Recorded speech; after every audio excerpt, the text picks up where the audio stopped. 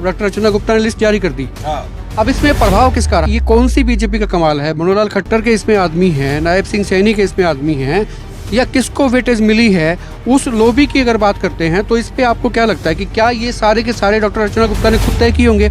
ऐसा तो हो नहीं सकता है, क्योंकि इसमें बहुत से लोगों की इन्वॉल्वमेंट होती है।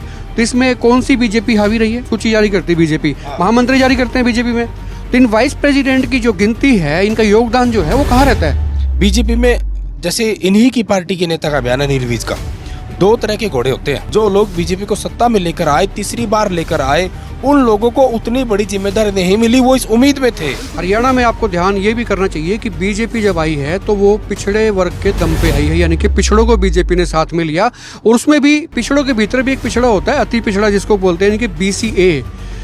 इसमें हरियाणा सरकार की जो सूची है उसके मुताबिक 72 जातियां आती हैं। इन 72 जातियों में से बीजेपी को एक भी काबिल आदमी नजर नहीं आया जिसको स्थान दे दें। प्रकोष्ठ की बात हम नहीं कर रहे हैं। फतेहाबाद से इन्होंने 3 लोगों को लिया और 2 तो वाइस प्रेसिडेंट बने हैं। और जबकि फतेहाबाद जिले में 3 विधानसभा सीटें आती हैं, तीनों विधानसभा सीटें बीजेपी हारती है, लेकिन वहाँ से 3 लोगों को वो कार्यकारिणी में लेके आते हैं। और जबकि हाँसी से तो इनके विधायक भी हैं बीजेपी की। चुनौती एक और भी रहेगी, जिन लोगों को रिप्लेस किया है ना, वो कई बड़े कद वाले लोग भी थे। सुरेंद्र पुनिया उसमें से एक है, महामंत्री थे। अब बीजेपी के लिए चुनौती ये है कि उनको एडजस्ट कहाँ करेगी। आपके भी दोस्त है, मेरे भी दोस्त है, कॉमन फ्रेंड। आजकल वो एक पार्टी से विधायक है, किसी वक्त वो बीजेपी से होते थे, तो उन्होंने बताया उनके पास भी पद रहा है। वो कहते हैं नैन साहब, बीजेपी काम बहुत ज्यादा देती है यार, मतलब हर टाइम लिखते रहो, पढ़ते रहो, लिखते रहो, काम बहुत ज्यादा दिए जाते हैं। लेकिन जब ये काम करते हैं तो आखिर में उसके बदले में कोई पद, कोई जिम्मेदारी को तो दायित्व तो देना बनता है। तो जिन लोगों ने पार्टी के लिए पसीना बहाया, लगातार जो बहा रहे थे, जो पार्टी का विश्वास बने हुए थे, जिन लोगों ने अच्छा काम करके दिखाया, उन लोगों को जाहिर सी बात है एडजस्ट तो किया जाएगा। सिर्फ कैप्टन मन्नू को छोड़ के बाकी दोनों नेताओं को पार्टी ने तवज्जो दी। अब ये बीजेपी ही कहती है हम काम के आधार पे देते हैं, इसका मतलब बीजेपी के पैमाने पे कैप्टन मन्नू खरा नहीं उतर रहे, तभी उनको पद नहीं दिया गया। इसका मतलब कुलदीप बिश्नोई बीजेपी के पैमाने पे उतने बड़े लेवल के नहीं है वोट बैंक, तभी उनके बेटे को प्रदेश उपाध्यक्ष बनाया गया नाराजगी दूर करने के लिए। नमस्कार, एक पद पोस्ट में आपका बहुत बहुत स्वागत है। मैं हूं सर्वेश कुकरा। बीजेपी ने अपनी लिस्ट जारी की, हरियाणा बीजेपी की बात हो रही है। और जो इनकी अध्यक्ष बनी थी डॉक्टर अर्चना गुप्ता, उन्होंने पहली अपनी पूरी बॉडी की लिस्ट जारी करवा ली पार्टी से। इसी पे चर्चा करेंगे, किसको स्थान मिला, किसको नहीं मिला, तवज्जो किस आधार पे मिली, किस नेता का यहाँ पर दबदबा रहा। यानी कि हमने कई बार कहा है कि बीजेपी के भीतर भी बीजेपी काम करती है, वो अपने तरीके से करती है। तो मतलब ऐसा नहीं है कि दूसरी पार्टियों में जो गुटबाजी होती है तो बीजेपी से अछूती है। बीजेपी के भीतर भी कुछ बीजेपी ही है जो अपने ढंग से, अपने तरीके से काम करती है। फतेहाबाद के 3 लोग कार्यकारिणी में आते हैं, जबकि हाँसी 23वां जिला था, नया जिला था। मुख्यमंत्री नायब सैनी ने उसकी घोषणा की थी पिछले वर्ष। उस जिले से एक भी व्यक्ति को स्थान नहीं मिला, सूची में उनका नाम नहीं है। इसके अलावा हरियाणा में आपको ध्यान ये भी करना चाहिए कि बीजेपी जब आई है तो वो पिछड़े वर्ग के दम पे आई है, यानी कि पिछड़ों को बीजेपी ने साथ में लिया। और उसमें भी पिछड़ों के भीतर भी एक पिछड़ा होता है, अति पिछड़ा जिसको बोलते हैं, यानी कि BCA। इसमें हरियाणा सरकार की जो सूची है उसके मुताबिक 72 जातियां आती हैं। इन 72 जातियों में से बीजेपी को एक भी काबिल आदमी नजर नहीं आया जिसको स्थान दे दें। प्रकोष्ठ की बात हम नहीं कर रहे हैं। कुछ लोग हो सकता है कि कहें कि देखिए फलां प्रकोष्ठ में एक व्यक्ति को लिया है, उसकी बात नहीं हो रही है। बीजेपी की जो मुख्य कार्यकारिणी है, जो मुख्य संगठन का जो हिस्सा है, उसमें इन 72 जातियों में से जिनके दम पे बीजेपी सत्ता में लौटती है, तीसरी बार सरकार बनाती है, उसमें से एक भी व्यक्ति 72 जातियों में से इनको नज़र नहीं आया या काबिल नहीं मिला, कह सकते हैं। तमाम चीज़ों पर चर्चा होगी। फतेहाबाद का जिक्र जरूर होगा, क्योंकि फतेहाबाद से 3 लोग जो हैं इसमें शामिल हैं। और सुभाष बराला का जिक्र भी जरूरी है करना, क्योंकि उनकी चौधर इसमें दिखाई देती है। डॉक्टर अर्चना गुप्ता ने क्या कमाल किया, बात करने के लिए मेरे साथ सुरेंद्र नैन हैं, जाने माने पत्रकार हैं। सुरेंद्र जी, कैसे देखते हैं इसमें 8 जो हैं वाइस प्रेसिडेंट लिए हैं, जिसमें भव्य बिश्नोई भी हैं, सुनीता दुग्गल भी हैं, विधानसभा का चुनाव हारी भव्य बिश्नोई विधानसभा का चुनाव हार गए, है ना। भजनलाल के वो पोते हैं, कुलदीप बिश्नोई के बेटे हैं, वो इसमें शामिल हैं। हालांकि मुझे लगता है कि ये जो वाइस प्रेसिडेंट होते हैं इनकी ज़्यादा सी भूमिका होती नहीं है, क्योंकि अध्यक्ष और महामंत्री को ज़्यादा तवज्जो मिलती है। इस पूरी लिस्ट पे आप कैसे देखते हैं, नज़रिया क्या रहता है? देखिए सर्वेश जी, जो भी संगठन होता है ना, वो किसी भी पार्टी के लिए रीढ़ की हड्डी होता है। पार्टी किस तरीके से काम करेगी, लोगों के बीच कैसे जाएगी, अगर वो सत्ता में नहीं है, सत्ता से दूर है, तो उसको कैसे सत्ता में लेके आना है। तो ये सारा का सारा जिम्मा जो होता है वो संगठन का होता है। जो संगठन जो है अहम कड़ी है किसी भी पार्टी के लिए। अब देखिए, भारतीय जनता पार्टी चाहे देश की बात करें, प्रदेश की बात करें, लगातार तीसरी बार से जो है वो सत्ता में है। और आपने जैसे बताया 36 पदाधिकारियों को जो है वो कहीं न कहीं नए पदाधिकारी बनाए गए हैं, नई कार्यकारिणी जो उसमें शामिल किए गई है। जिस तरीके से अभी कुछ दिन पहले डॉक्टर रचना गुप्ता, उनको बीजेपी का प्रदेश अध्यक्ष बनाया गया। ये हरियाणा के इतिहास में बीजेपी की दूसरी महिला जो है उसको अध्यक्ष बनाया गया। इनसे पहले भी एक महिला अध्यक्ष रह चुकी हैं। देखिए, ठीक है, जो भी नया अध्यक्ष आता है वो अपना दायित्व संभालता तो अपने हिसाब से अपनी कार्यकारिणी का गठन करता है। लेकिन आपने बड़ी अहम बात की कि जिसके दम पे जिन वोटरों की ज़्यादा तादाद थी, या फिर इसको हम इस तरीके से कहें कि बीजेपी को तीसरी बार सत्ता में लाने का जिन मतदाताओं का सबसे ज़्यादा रोल था, जिन जातियों का सबसे ज़्यादा रोल था, और डीएससी जो इन्होंने बनाया, बैकवर्ड एक ही आपने बात की, यानी कि जिसने विपक्ष की पार्टियों के सारे समीकरण बिगाड़ दिए, उस समाज की अगर हम बात करें, अगर हम उस श्रेणी की बात क्योंकि करें, एक वक्त में ये वोट जो है कांग्रेस का पेट वोट होता था, लेकिन उससे खिसक गया, खिसक के बीजेपी के पास आया, बीजेपी ने पूरा एनकैश किया, उसको सत्ता में लौट के आती है। लेकिन इस संगठन में जो है वो नजरअंदाज किया जाता है। हाँ, जो मुख्य जो पद है उसी पे मानना चाह रहा था। जो अहम जो पद हैं उनमें कहीं भी बैकवर्ड ए का जो है कोई सदस्य उस तरीके का नहीं देखा। ठीक है, छोटे मोटे जो नीचे के पद उनमें दी गई है जिम्मेदारी, लेकिन आखिर उसमें क्या, जब आप जिनके दम पर आए उन लोगों को आपने उतना महत्व नहीं दिया। वैसे तो देखिए, कोई भी पार्टी होती है, अपने संगठन का विस्तार जो है ना, ये उनका इंटरनल मामला होता है। भी वो किसको लगाएंगे, किसको नहीं, जातीय समीकरण देखते हैं, अपना पराया देखते हैं। इसमें सबसे बड़ी बात तो ये सर्वेश जी की, जो बाहर से जो लोग आए थे, या फिर चुनावी सीजन में जो लोग अन्य पार्टियों को छोड़कर आते हैं, चुनाव लड़ने के इच्छुक होते हैं या अपनी नई पारी शुरू करना चाहते हैं, तो फिलहाल अगर हम देखें जितने भी 36 नए पदाधिकारी, इनमें से कोई भी ऐसा नहीं है जो किसी ऐन वक्त पर दूसरी पार्टी से आया हो और जिसको एडजस्ट किया गया हो। सारे के सारे जो है वो मोस्टली लोग वही हैं जो कोर रूप से कहने की पीछे से ही बीजेपी में कहने की थे, संगठन से जुड़े थे। उन लोगों को जिम्मेदारी दी गई है। जहाँ तक हाँसी की बात है, 23वां जिला बना, सबसे नया जिला बना, और ये होता है कि ये प्रदेश अध्यक्ष जो उनकी है, उनको भी ये कहने की बड़ी जिम्मेदारी का उनका पद था कि वो देखती नया जिला बना है कैसे। आप देखिए, नए जिले में 2 विधानसभाएं हैं, एक पर जो है बीजेपी के एमएलए हैं, एक पर कांग्रेस के एमएलए। अगर इसी पे आप देखेंगे तो फतेहाबाद से इन्होंने 3 लोगों को लिया और 2 तो वाइस प्रेसिडेंट बने हैं। और जबकि फतेहाबाद जिले में 3 विधानसभा सीटें आती हैं, तीनों विधानसभा सीटें बीजेपी हारती है, लेकिन वहां से 3 लोगों को वो कार्यकारिणी में लेके आते हैं। और जबकि हाँसी से तो इनके विधायक भी हैं बीजेपी के। नहीं, बिल्कुल ठीक कह रहे हो। फतेहाबाद की बात करें तो फतेहाबाद से कांग्रेस के विधायक हैं बलवान सिंह दौलतपुरिया। टोहाना की बात करें, टोहाना से जो परमवीर सिंह कांग्रेस के विधायक हैं। रतिया की बात करें, जरनैल सिंह, वो कांग्रेस के विधायक हैं। सुनीता दुग्गल ने चुनाव लड़ा था, वो चुनाव हार गई। पहले भी उनको शुरू में जब उनकी लॉन्चिंग हुई तो उसके बाद वो सांसद भी रही, उनको जो है वो जिम्मेदारी दी गई है, प्रदेश उपाध्यक्ष उनको बनाया गया है। वेद फूला की बात करें, वो फतेहाबाद से आते हैं, बीजेपी के पुराने नेता है, संगठन की उनको समझ या पकड़ है, तो उनको कहीं न कहीं महामंत्री। वेद फूला से मुझे ध्यान आया तो सुभाष बराला का दखल जो है इस सूची में पूरा दिखाई देता है। हाँ, बिल्कुल देता है। आप देखिए ना, फतेहाबाद में 3 ही सीटें और 3 पद आपको मिल गए। भाई, अगर हम सिरसा लोकसभा के हिसाब से भी देखें, अगर आप इसको लोकसभा में बांटेंगे ना, लोकसभा में 9 सीटें होती हैं, 9 विधानसभा सीटें आती हैं, उसके हिसाब से भी सर्वेश जी तो फतेहाबाद जो है उसकी कहीं ना कहीं अगर आप देखेंगे तो ज़्यादा है उन लोगों की, है ना, संख्या ज़्यादा है। आप पंचकुला का आप देख लीजिए, दादरी का आप देख लीजिए, हाँसी का देख लीजिए, ये 3 जिले ऐसे हैं जिनमें 2-2 विधानसभाएं हैं। पंचकुला में 2 विधानसभा आती हैं, चरखी दादरी में 2 विधानसभा आती हैं, और आपके हाँसी में 2 विधानसभा आती हैं।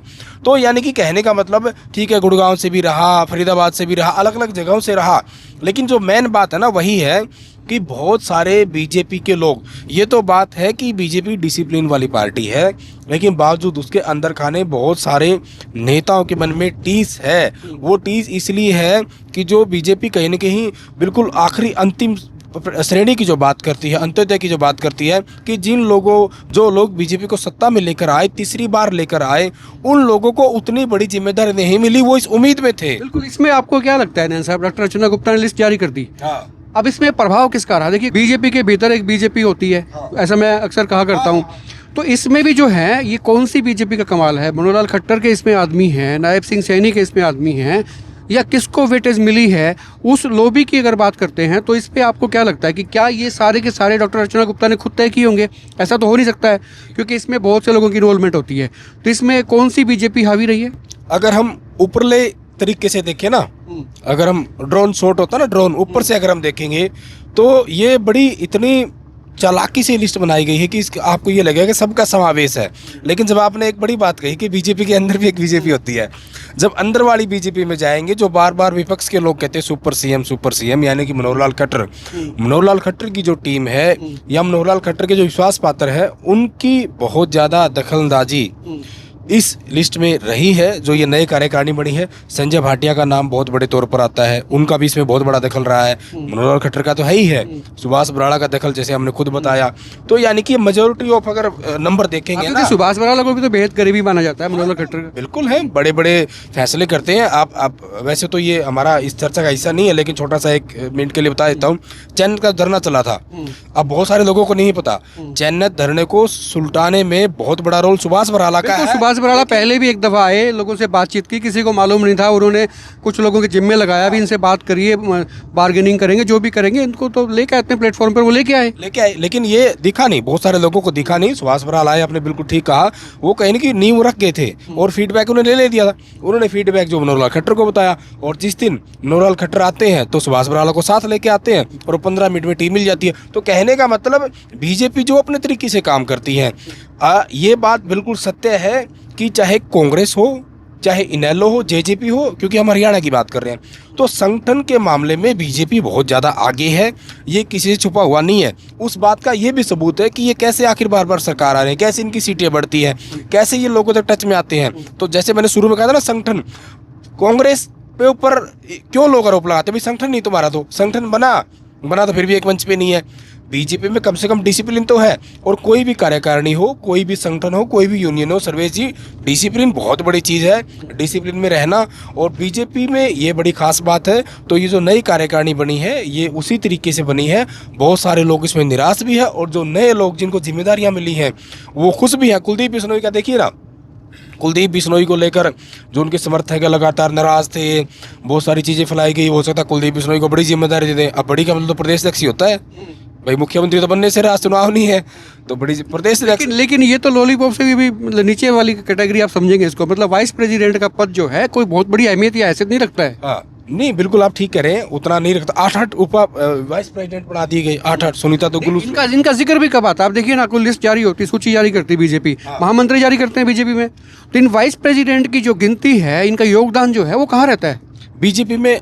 जैसे इन्हीं की पार्टी के नेता का बयान है नीलवीज का, 2 तरह के घोड़े होते हैं, तो वो हर कहीं तय होता है। इसमें कुछ काम करने वाले लोग होते हैं, जो प्रमुख पद हैं वो तमाम लोगों को पता है। कुछ होते हैं दिखावटी, होता ना, एक तो बराती घोड़ा है, एक रेस वाला घोड़ा है।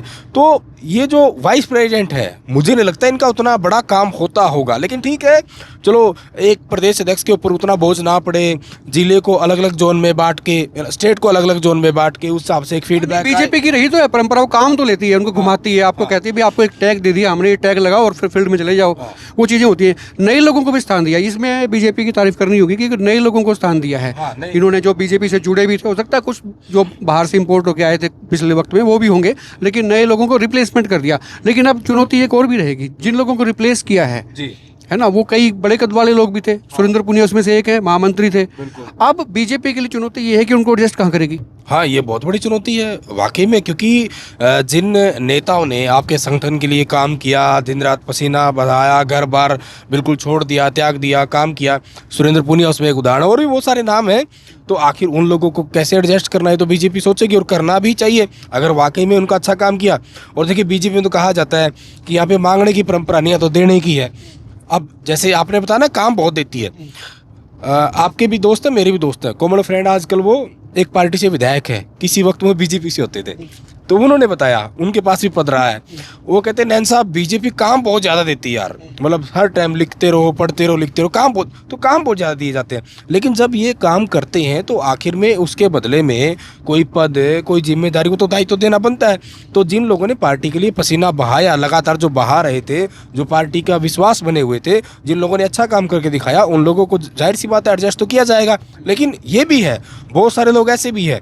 अब हम हिसार जिले की जैसे बात कर रहे हैं, कुलदीप बिश्नोई का आपने बता दिया, उनके बेटे भव्य बिश्नोई को जैसे वाइस प्रेसिडेंट बनाया गया। अब कैप्टन मन्नू है, कैप्टन मन्नू अगर हम जब बीजेपी हरियाणा में पैदा होने का मतलब सत्ता में आई, संगठन तो बहुत पहले से था, तो 3-4 बड़े जाट नेता जो उभर कर आए थे। कहीं ना कहीं सुभाष बराला को पार्टी का प्रदेश अध्यक्ष बना दिया गया, कैप्टन मन्नू को फाइनेंस मिनिस्टर बना दिया गया, ओम प्रकाश धनखड़ को कृषि मंत्री बना दिया गया, तो बड़े बड़े महकमे उनको दिए गए। लेकिन सिर्फ कैप्टन मन्नू को छोड़ के बाकी दोनों नेताओं को पार्टी ने तवज्जो दी। अब ये बीजेपी ही कहती है हम काम के आधार पे देते हैं, इसका मतलब बीजेपी के पैमाने पे कैप्टन मन्नू खरा नहीं उतर रहे, तभी उनको पद नहीं दिया गया। इसका मतलब कुलदीप बिश्नोई बीजेपी के पैमाने पे उतने बड़े लेवल के नहीं है वोट बैंक, तभी उनके बेटे को प्रदेश उपाध्यक्ष बनाया गया नाराजगी दूर करने के लिए। अब जिन लोगों को तवज्जो दी गई, जैसे सुनीता दुग्गल का एक नाम है ना, और भी ऐसे बहुत सारे नाम हैं, तो यानी कि ये तो बीजेपी खुद कहती है कि हम काम के हिसाब से, जिम्मेदारी के हिसाब से लोगों से काम लेते हैं। अब जो नेता उम्मीद में बैठे थे, कैप्टन मन्नू लगातार उम्मीद में बैठे थे, क्योंकि हरियाणा में 2014 के बाद बहुत सारे राज्यसभा चुनाव आए। ओम प्रकाश धनखड़ को भी प्रदेश अध्यक्ष की जिम्मेदारी दी गई हारने के बाद, सुभाष बराला को प्रदेश अध्यक्ष बनाया गया, उसके बाद सुभाष बराला को राज्यसभा सांसद बनाया गया। कैप्टन मन्नू को कोई भी जो है हिसार लोकसभा सीट मांग रहे थे, हिसार लोकसभा सीट नहीं मिली। अच्छा, कैप्टन मन्नू के साथ साथ और भी कई बड़े नेता थे जो अपने आप को सो कॉल्ड दिग्गज भी कहते हैं, जिनमें जेपी दलाल भी शामिल हैं। उनको भी लगता था कि तुम्हारा नंबर आ सकता है अध्यक्ष के लिए। हालांकि आज अध्यक्ष की बात नहीं हो रही है, लेकिन फिर भी क्योंकि बात काबिल गौर है तो इसलिए करना चाहिए। तो और भी कई लोग थे, है ना, कुलदीप बिश्नोई भी सोचते थे कि अध्यक्ष बन सकते हैं, कैप्टन अभिमन्यु भी सोचा करते थे, जो उनके समर्थक कहते हैं कि भी अध्यक्ष की कुर्सी उनको मिल सकती है। और भी कई थे, महामंत्री भी रहे, कई लोग थे, लेकिन वो नहीं मिला। लेकिन अब जो है ये जो नई सूची आई है, इसके बाद में आपको क्या लगता है कि गति पकड़ेगी बीजेपी?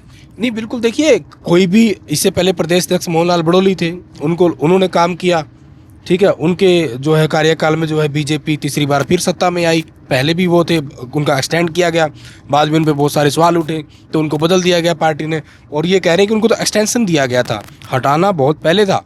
मोहनलाल बड़ोली को ये अंदर की खबर साथी लोग बता देते हैं, कहते हैं रिक्वेस्ट थी उनकी तरफ से भी थोड़ा सा एक्सटेंशन कुछ चीजें रहती है, दिया गया था। अब देखिए, नई प्रदेश अध्यक्ष बनी है, पूरे हरियाणा का दौरा कर चुके हैं, हर जिले में उनके स्वागत हुए, तो बीजेपी की ये कहीं न कहीं इस तरह की चर्चा है, मतलब ये करते हैं, इस तरह के कार्यकलाप है, बीजेपी का तरीका है करने का।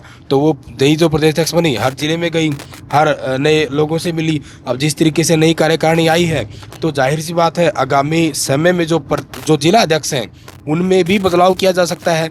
और बीजेपी तो जो ना 23 जिलों के हिसाब से नहीं, वो ज़्यादा जिले मानकर जो है जिले करती है। ये सही कह रहे हो, बदलाव होगा, कई जिले उसमें हिसार भी है, इसमें बदलाव होना है। और डॉक्टर अर्चना गुप्ता ने देखिए कार्य मतलब संभालने के बाद में, सीट संभालने के बाद में, ये पहली सूची उनकी आई है, और ये डिपेंड भी उनके काम का इसी पे रहता है कि भाई आपने अपनी टीम कैसी बनाई है, ये उनके उस पर डिपेंड करेगा। लेकिन दखल जो कि पार्टी का रहता है, ऊपर वाली जो लॉबी जो बीजेपी के भीतर बीजेपी है उसका रहता है, तो ये चीज़ें होती हैं। तो अब आपको क्या लगता है कि जिन लोगों को उम्मीद थी, कई लोग वो भी रहते हैं इसमें, या फिर अध्यक्ष अभी जिलों के बदले जाएंगे, तो बीजेपी जो है, अब बात आपने भव्य बिश्नोई की भी करी है, तो भव्य बिश्नोई के उपाध्यक्ष बनने से आपको क्या लगता है कि कुलदीप बिश्नोई की नाराजगी दूर हो गई होगी, या ये पद जो है सिर्फ और सिर्फ दिखावे के लिए, इसमें कोई दम नहीं है?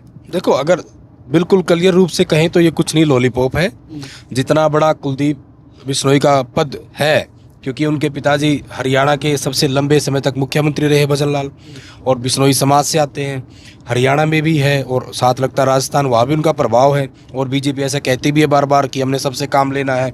कुलदीप बिश्नोई को बार बार जिस तरीके से अपमानित किया गया, बहुत सारे मंचों से किया गया, बाद में माफिया मांगी गई, तो कहीं ना कहीं कुलदीप बिश्नोई के जो समर्थक हैं वो तो ये चाह रहे थे हमें बड़ी जिम्मेदारी मिलेगी, लेकिन ये तो उसके अलावा कुलदीप बिश्नोई को मान लीजिए कोई बड़ी जिम्मेदारी नहीं, राज्यसभा में चाहते थे वो नहीं गए, अध्यक्ष के लिए सोचते थे वो उसमें नहीं आए। ये भी आया बीच में कि भव्य बिश्नोई को चेयरमैन बना सकते हैं कहीं का, लेकिन अब तो यही नाम आने के बाद तो ये तय तकरीबन मान लीजिए कि अब वो चेयरमैन वाली बात भी नहीं रही, अब तो यहीं पे संतोष करना पड़ेगा। बिल्कुल यहीं पे संतोष करना पड़ेगा।